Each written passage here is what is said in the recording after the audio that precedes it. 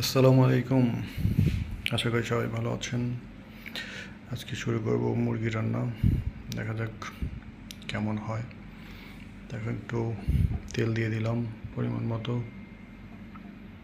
তেলে গরম হচ্ছে, এর মধ্যে দিয়ে দিলাম পেঁয়াজ, কুচি করা পেঁয়াজ।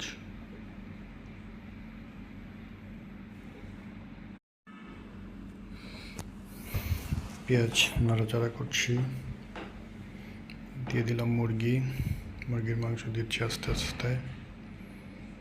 সবগুলো মুরগির মাংস যখন দেওয়া হয়ে গেল,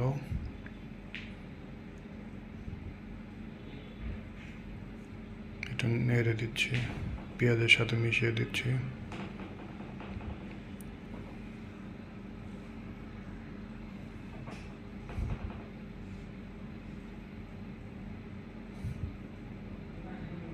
এরপরে দিলাম তেজপাতা, দারচিনি, এলাচ,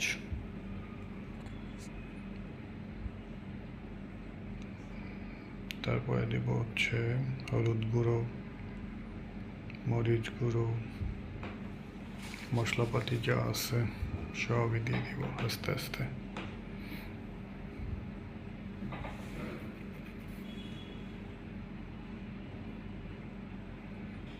আদা বাটা দিলাম 2 চামচ, রসুন বাটা,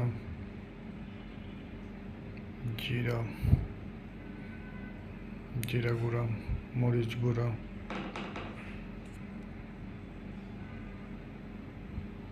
হলুদ গুঁড়ো,